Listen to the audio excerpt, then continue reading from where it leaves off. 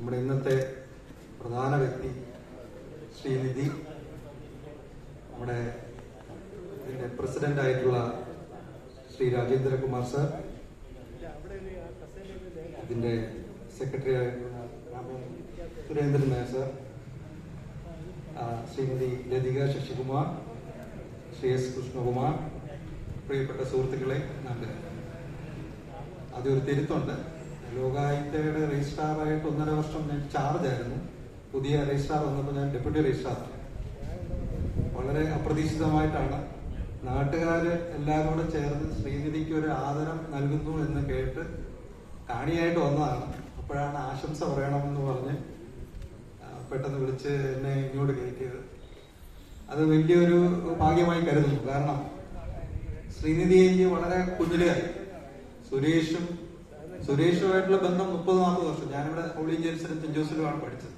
അപ്പൊ സ്കൂളും കഴിഞ്ഞിട്ട് പതുക്കെ നടന്ന് വീട്ടിലേക്ക് പോകുന്നു. താമസിക്കുന്ന പാലം അങ്ങനെ. അപ്പൊ ഈ അമ്പാനഗർ വഴി ആ ഇരുമ്പ് പാലത്തെ റെയിൽവേ പാളം ക്രോസ് ചെയ്ത് 4ാം ക്ലാസ് മുതൽ 3 വരെ ആരെങ്കിലും കൊണ്ടുവിടുക. 4ാം ക്ലാസ് മുതൽ നടന്നു. അപ്പം ഇവിടെ കോടതിക്ക് ആ തന്ന നല്ല പുല്ലാണ്. ഇപ്പം അവിടെ എല്ലാം ഒരു കാർ പാർക്കിംഗ് ആക്കി. അന്ന് നല്ല പച്ച പുല്ല. അവിടെ ക്രിക്കറ്റ് കളിക്കും, ഫുട്ബോൾ കളിക്കും സുരേഷുമായിട്ട്. ആ ഓർമ്മ, അന്ന് മുതലുള്ള ഓർമ്മകളാണ് സുരേഷുമായിട്ട്. സുരേഷിന്റെ മകളെ അതുകൊണ്ട് എനിക്ക് തന്നെ കുഞ്ഞുനാളിലെ അറിയാം. ഇപ്പം ശ്രീനിധി 12th കഴിഞ്ഞപ്പോ ഒരു ദിവസം പ്രിയയും സുരേഷും കൂടെ വിളിച്ചു പറഞ്ഞു, ശ്രീനിധിക്ക് ഇനി ഫർദർ ആയിട്ട് എന്ത് കരിയർ ഓപ്റ്റ് ചെയ്യണമെന്നൊരു കൺഫ്യൂഷൻ ഉണ്ട്, സക്രിയ ഒന്ന് സംസാരിക്കാമോ എന്ന് ചോദിച്ചു. ഞാൻ സംസാരിക്കാം. അങ്ങനെ ഞാൻ ശ്രീനിധിയായിട്ട് സംസാരിച്ചു. അന്നാണ് ഞാൻ അടുത്ത ഇടപഴകി സംസാരിക്കുന്നത്. എന്നെ അത്ഭുതപ്പെടുത്തി. അറിവ് കൊണ്ട്, വെറും അറിവല്ല, അറിവിന്റെ ആഴം കൊണ്ട്, കമ്മ്യൂണിക്കേഷൻ എബിലിറ്റി. ഒരു 12th സ്റ്റാൻഡേർഡ് സ്റ്റുഡന്റിന് ഇത്രമാത്രം കമ്മ്യൂണിക്കേറ്റ് ചെയ്യാനുള്ള എബിലിറ്റി ഉണ്ട് എന്ന് എന്നെ വിസ്മയിപ്പിച്ചു. അപ്പൊ ഞാൻ ആദ്യം ഓർത്തു ഇത് സിവിൽ സർവീസ് മെറ്റീരിയലാണ്, നേരെ സിവിൽ സർവീസ് തന്നെ പോകേണ്ടതാണ്. അപ്പൊ പക്ഷെ അതിന് മുമ്പായിട്ട് സിവിൽ സർവീസിൽ പോലെ ഉള്ളൊരു വേറൊരു കരിയറുണ്ട്. അത് നമ്മൾ പലപ്പോഴും നമുക്കിവിടെ വഞ്ചൂരായതുകൊണ്ട് ഈ വക്കീലിന്റെ ജോലി നമുക്ക് എല്ലാവർക്കും, ഒരുപാട് വക്കീലന്മാരുണ്ട്, കേസില്ലാത്ത ഒരുപാട് പേരുണ്ടെന്നൊക്കെ. പക്ഷെ വലിയൊരു പ്രൊഫഷനാണ്, വലിയൊരു നോബിൾ പ്രൊഫഷനാണ്. അപ്പൊ ഞാൻ ശ്രീനിധിയെ അഡ്വൈസ് ചെയ്തു, ലോയ്ക്ക് പോകും, LLB പഠിക്കും.